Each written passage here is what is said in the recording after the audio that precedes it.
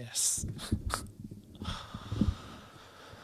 All right, so thank you for coming to the Monday meeting, the early one. And it's early, maybe 1 a.m. in your place, or maybe it's 10 a.m., or maybe who knows what time it is for you.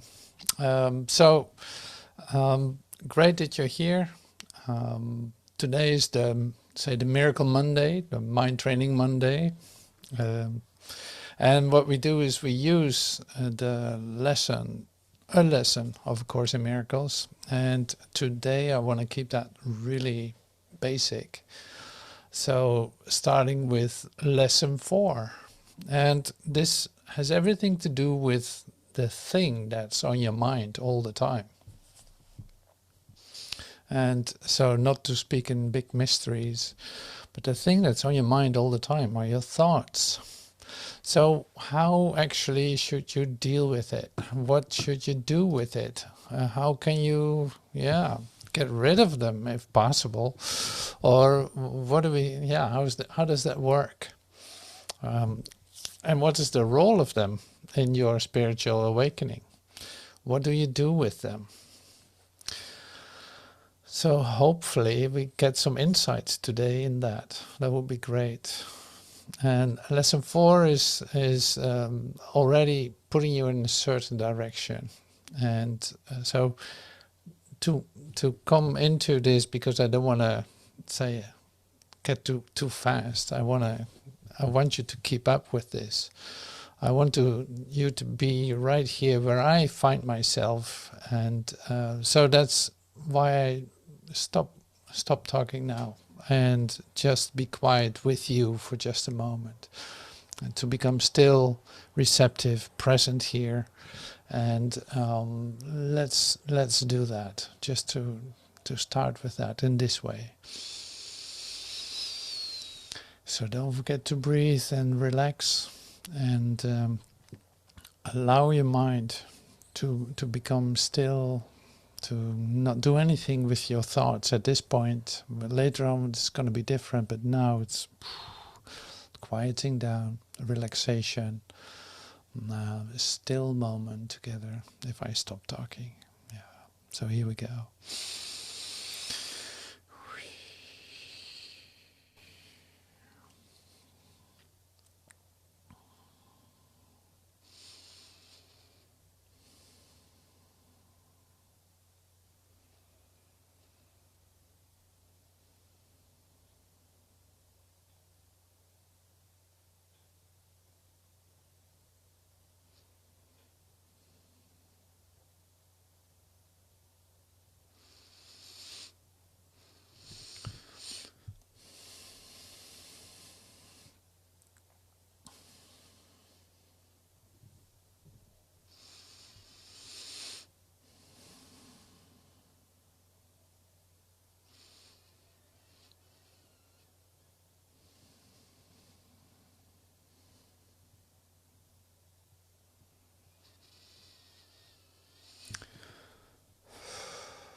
So sigh if you feel like it, cry if you feel like it, breathe, laugh, release, whatever you can when you say exhale.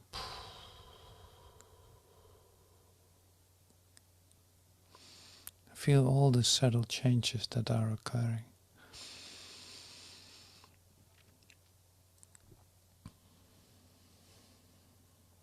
Allow your body to move the way it wants. It's like the part is don't control all that.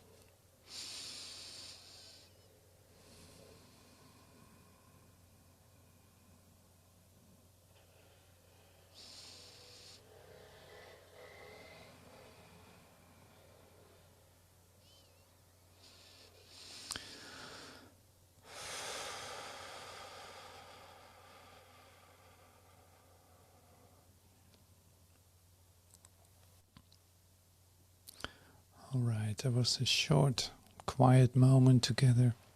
So we might do that now and then, spontaneously, to see what occurs. So I'm going to put on my glasses and read you something. And this is from lesson 4 in my, like I got my big book. It's heavy, it's not so easy to handle, but anyway, I use it all the time. So this is from A Course in Miracles, the Urtext, and lesson 4 on page 294. And it says this, lesson 4, these thoughts do not mean anything. They are like the things I see in this room, on this street, from this window, in this place. Unlike the preceding ones, the exercises do not begin with the idea for the day. In these practice periods, we begin with noting the thoughts that are crossing your mind for a minute, for about a minute. We're beginning to noting the thoughts that are crossing your mind for a minute. So we're actually going to take a look at what are you thinking right now. So let's do that. We're going to practically do this. So look inside. What are you thinking right now? We will do this for just a minute or so.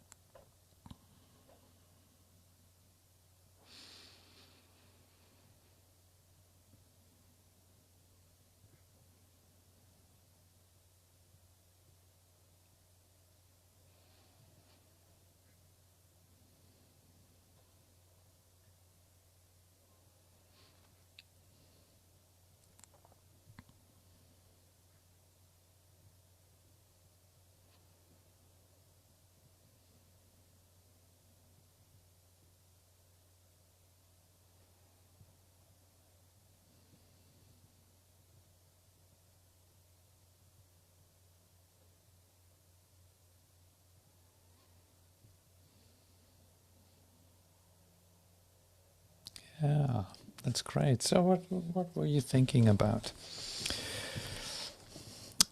Then apply the idea to them.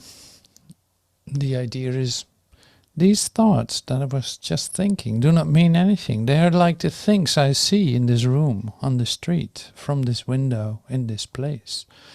So you apply the idea to them. The thought I had about this and this does not mean anything. The thought I had about that does not mean anything. The thought I had about does not mean anything. If you are already aware of unhappy thoughts, use them as subjects for the idea. Do not, however, select only the thoughts you think are bad. You'll find, if you train yourself to look at your thoughts, that they represent such a mixture. In a sense, none of them can be called good or bad. This is why they do not mean anything. So that's pretty clear too, right?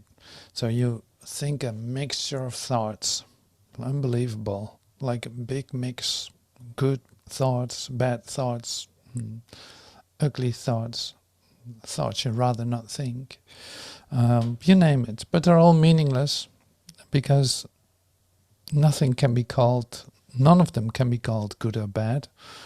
They're just meaningless, that's all. So in selecting the subjects for the application of today's idea, the usual specificity is required. Do not be afraid to use good thoughts as well as bad thoughts. None of them represent your real thoughts, which are being covered up by them. The good ones which you are aware of are but shadows of what lies beyond, and shadows make sight difficult. The bad ones are blocks to sight and make seeing impossible. You do not want either. So the good ones are just shadows of what lies beyond, and the bad ones are blocks to sight, and and make seeing impossible.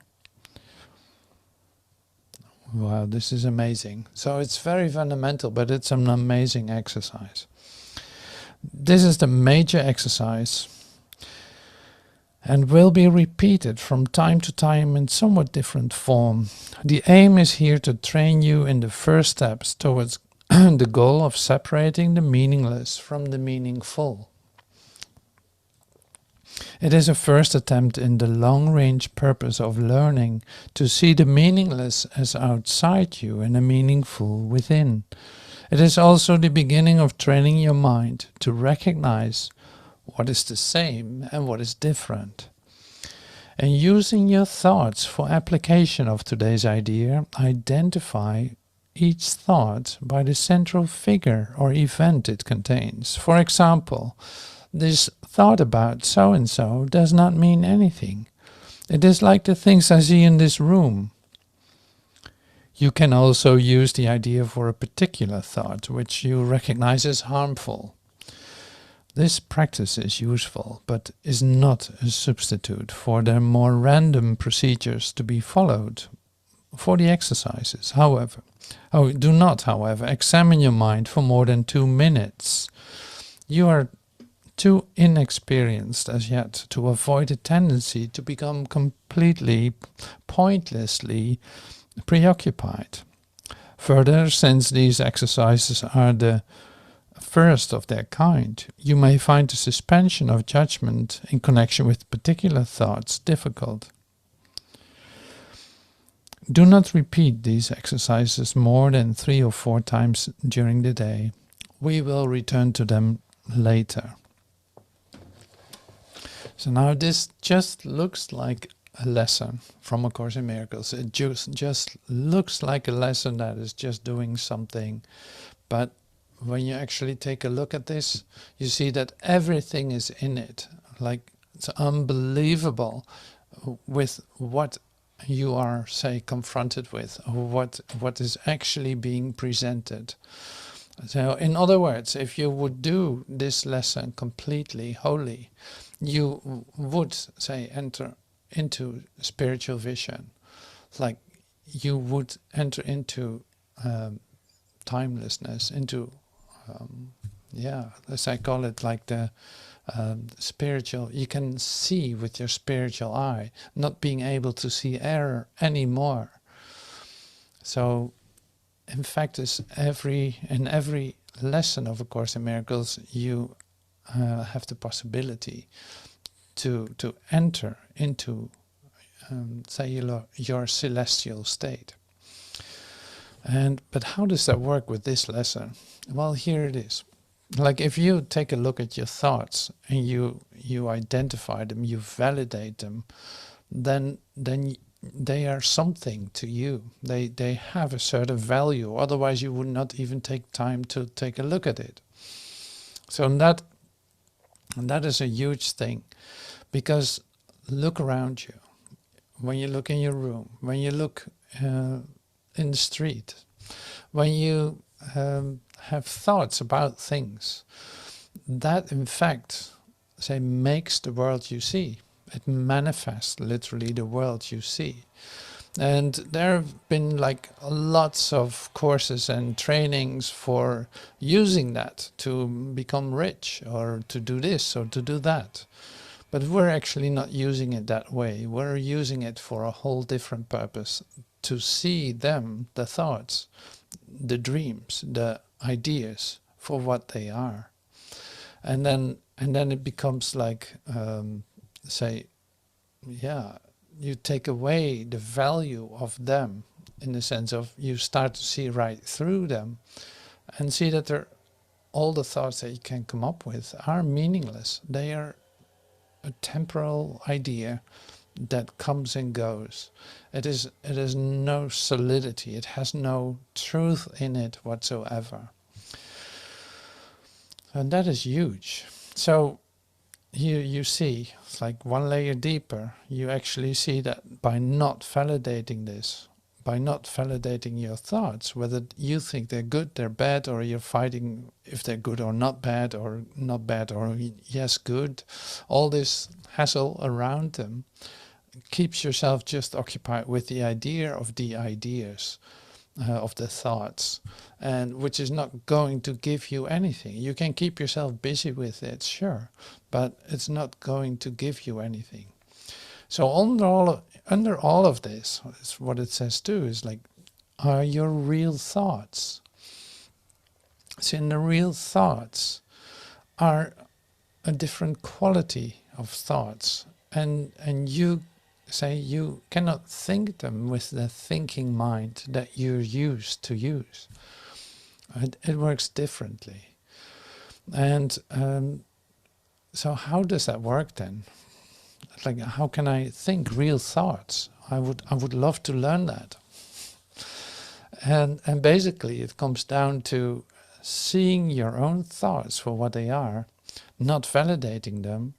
The thoughts of God just appear, just like your mind is thinking them, because you're not disconnected from God, but your superficial, say, part of your consciousness is so busy with your thoughts that it doesn't hear the other thoughts, so to speak, that they cannot come in touch with it because it has already chosen what it wants.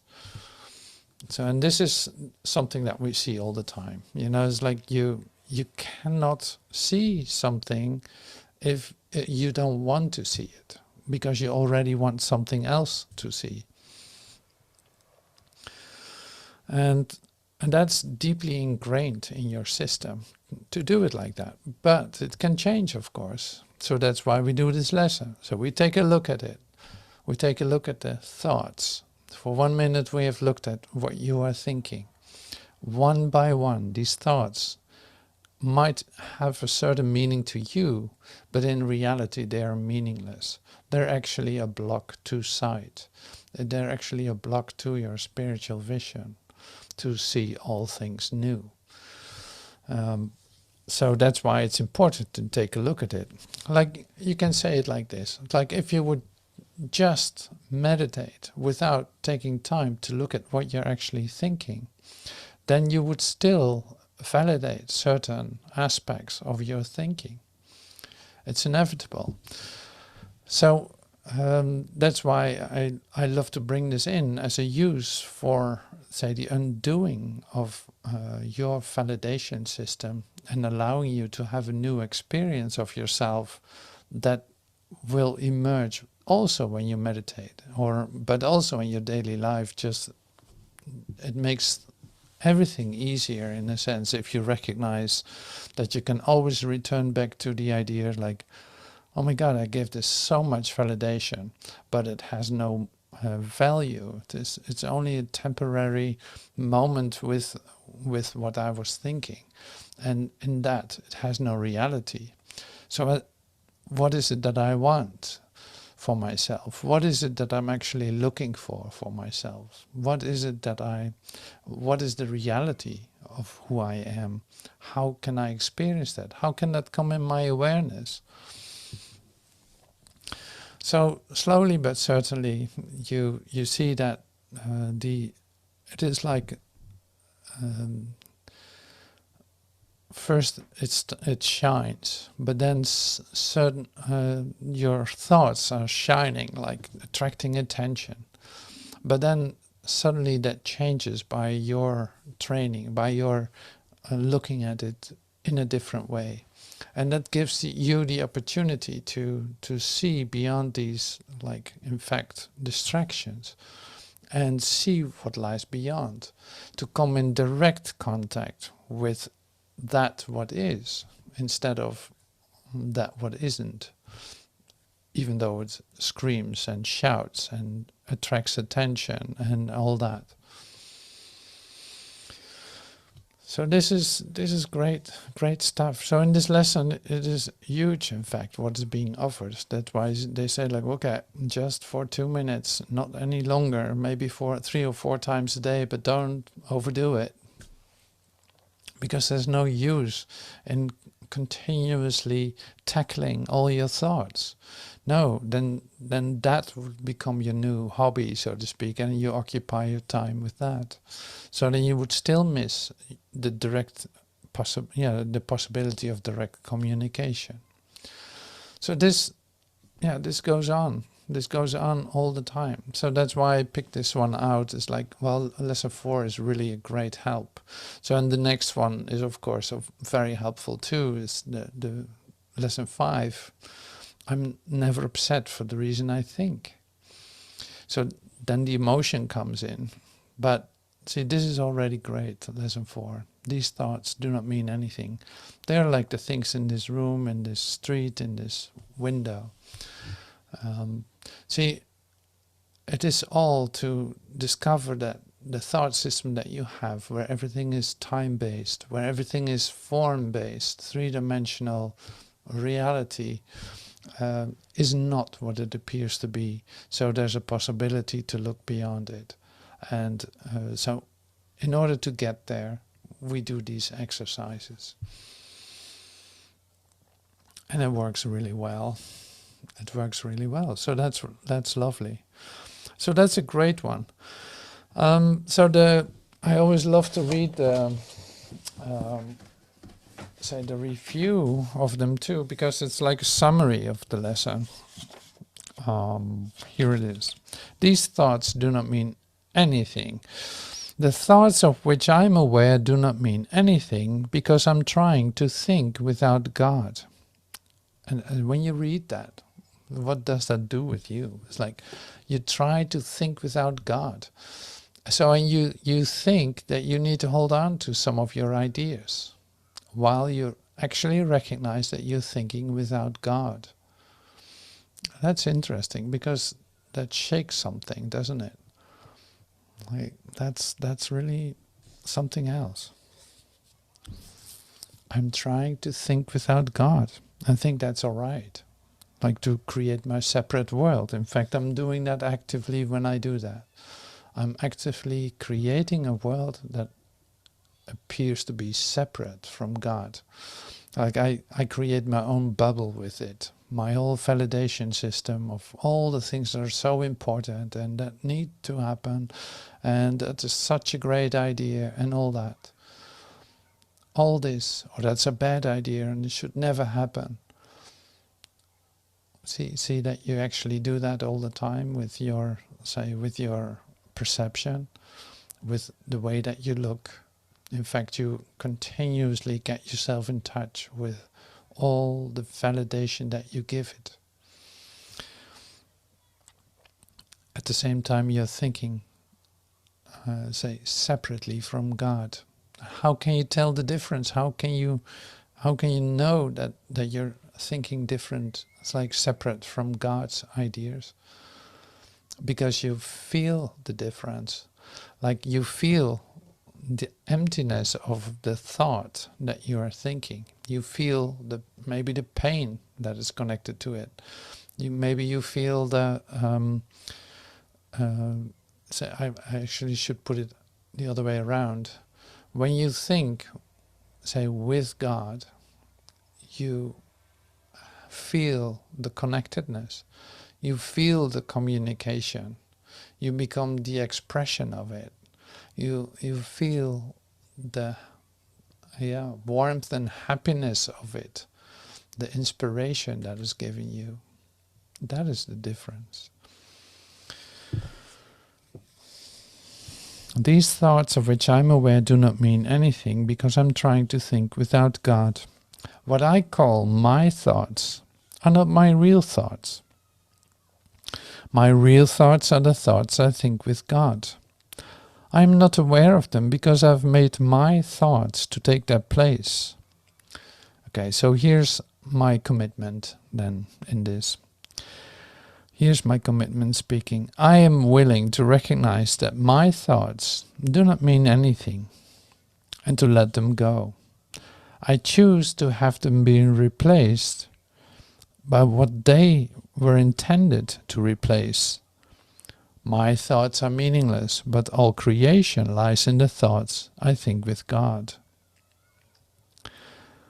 I am willing to recognize that my thoughts do not mean anything. So are you? Are you ready to do that? Are you willing to give up your thoughts, to hand them over with the idea of, okay, this is meaningless. I want meaning to speak to me. I want my source to speak to me. I want to think together with God instead of having my thoughts about everything. See, and that is ego deflating, because your separate thoughts, so to speak, do not give you anything. You can believe it does for a while, and then you see that they fall one by one. So it's a useless battle in that sense.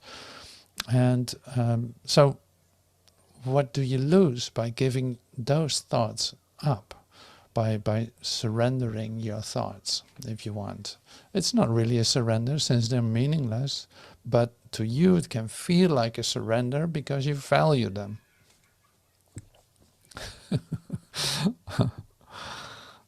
This is great. Oh my God. Thank you. I'm willing to recognize that my thoughts do not mean one thing, and to let them go. I'm willing to let them go. I choose to have them be replaced by what they were intended to replace. I choose to have them be replaced by what they were intended to replace. My thoughts are meaningless, but all creation lies in the thoughts I think with God. So, and those thoughts of God is what happiness is what I am, is what connectedness is what joy is what peace is what freedom is what everything is. The rest, in fact, does not exist. So now I can hold on to my meaningless thoughts and thinking that I'm still having a good deal in that, or I can decide to give up.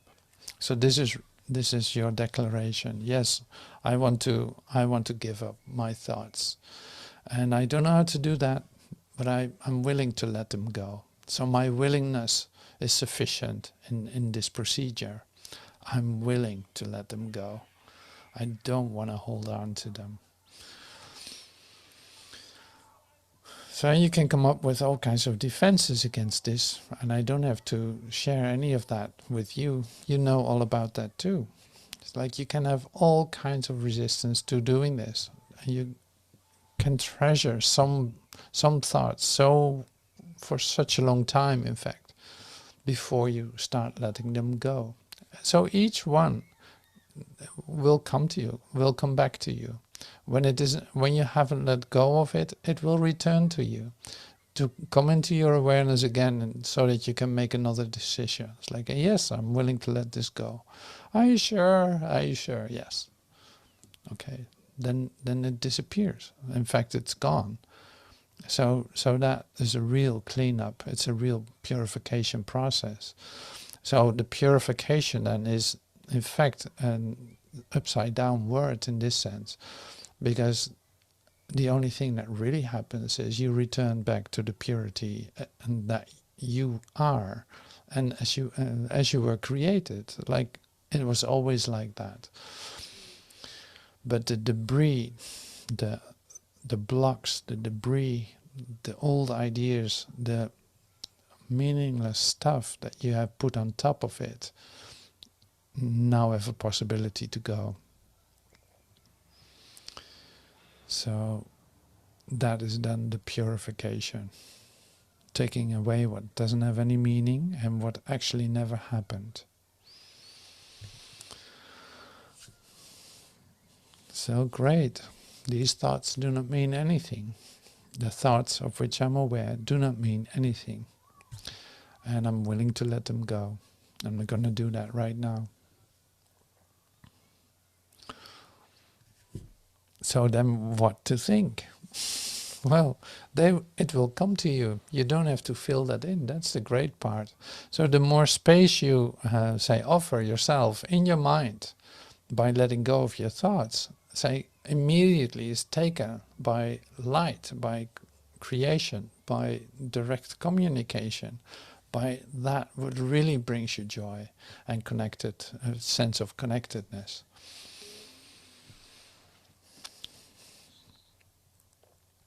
So can you feel that? Is that your experience? Or are you struggling in the middle of a fight about your value system, what you really want to keep and what you don't want to keep, and what is bugging your mind for weeks now already? So are you willing to give up your fight with your thoughts? See, all these things are just part of the transformational process that we're in.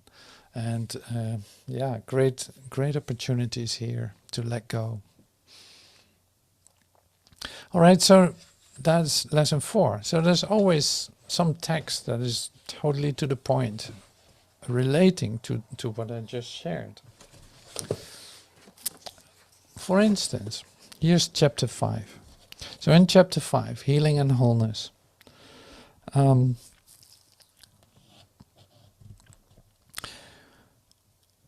this is also very fundamental, but so lovely.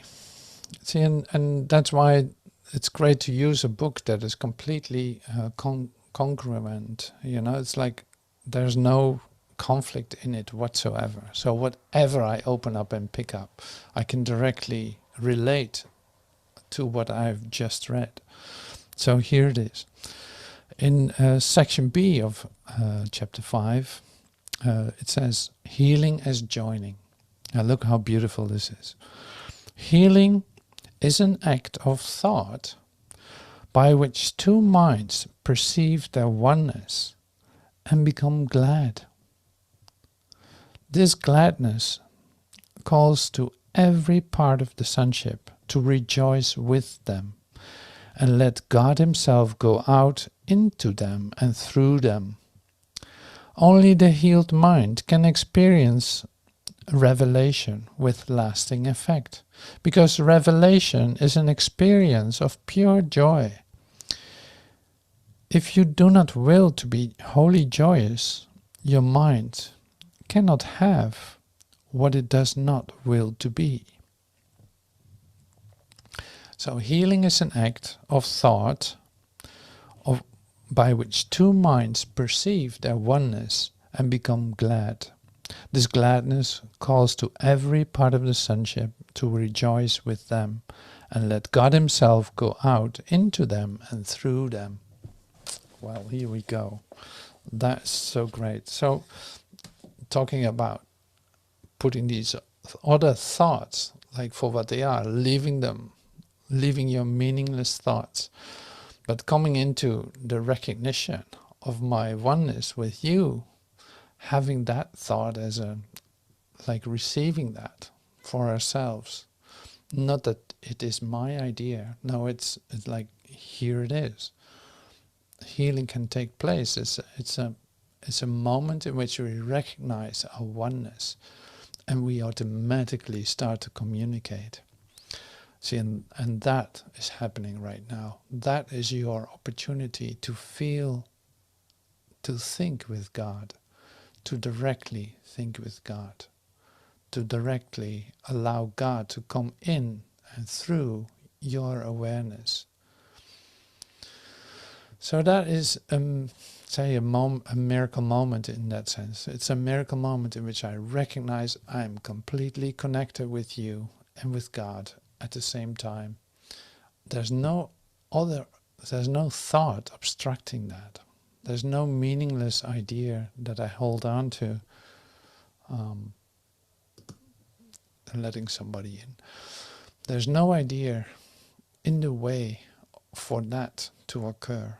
My whole meaningless thought system is out of the door. I let go of it. Suddenly I have this contact with you. I suddenly am able to communicate directly. And I don't have to do anything for that. It spontaneously happens. So this is just one of the gifts, but an essential one, which you recognize your oneness with your brother, like your connectedness. This goes one by one by one by one. So it's like, and it goes all through the sonship, as it says in the text.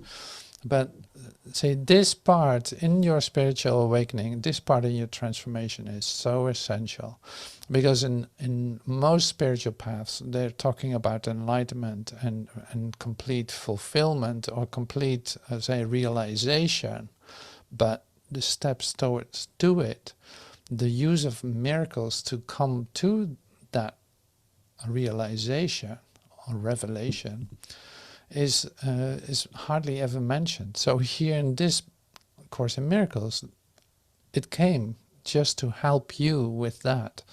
You have your thought system. That's our starting point. We looked at the thoughts that you have in your mind. We see the meaninglessness of them. We're willing to let them go. Suddenly there's a space that is being created literally in your mind where you can have a direct experience of connectedness with you, with your brother, in the, say, awareness of our God relationship. So that is so cool.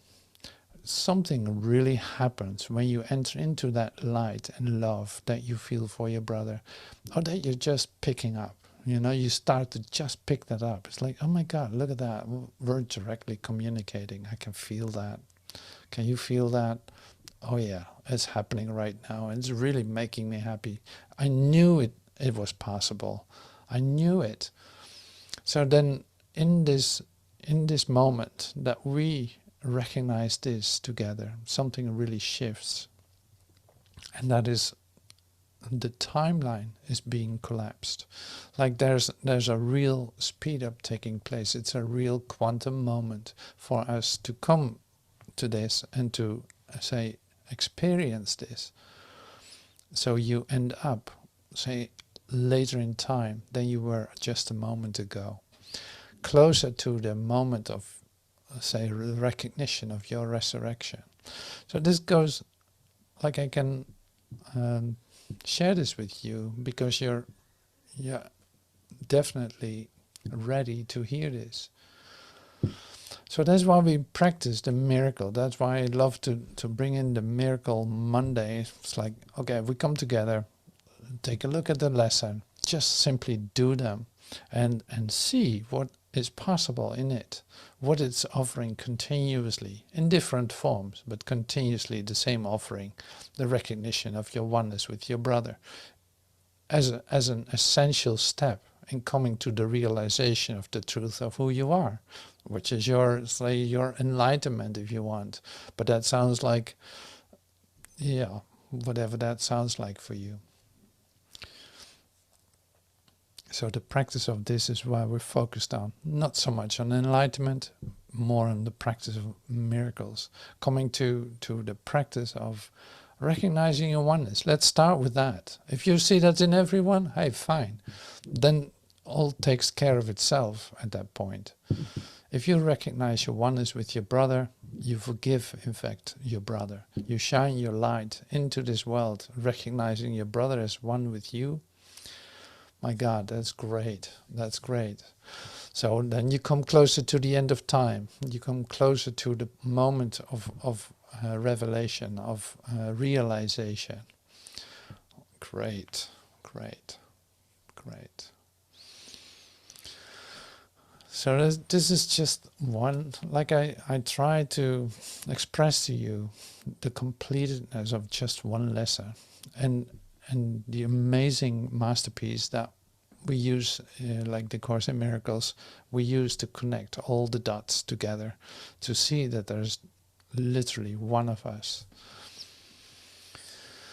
And healing, like one of the signs of healing is happiness. It's like, oh my God, how well does that feel? How great does it feel to feel the connectedness with you?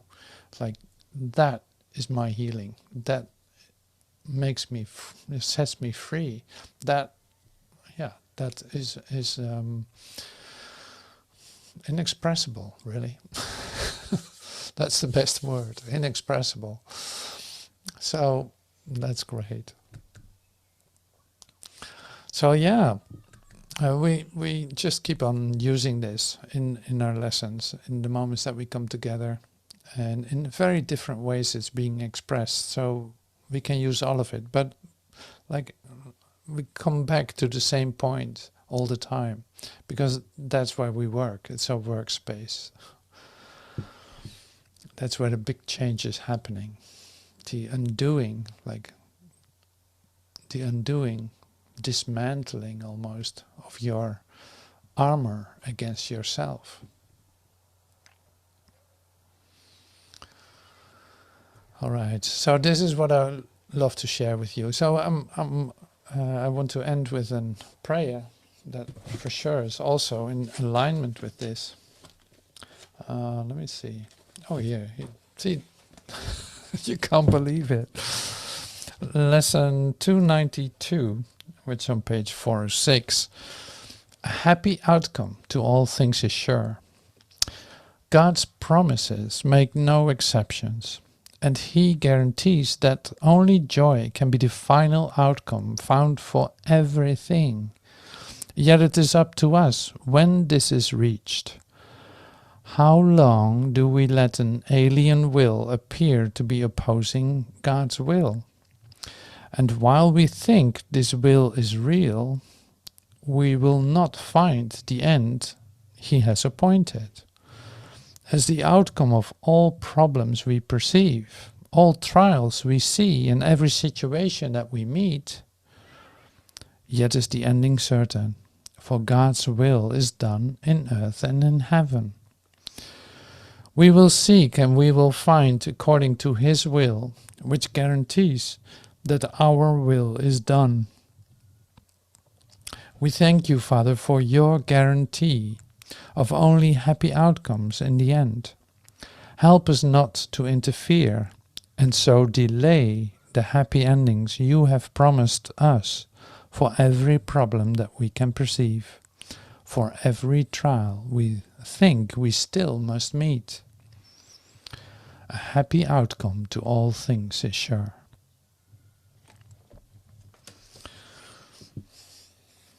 All right. Well, that is so great. So thank you so much for being part of this miracle moment, Mind Training Monday.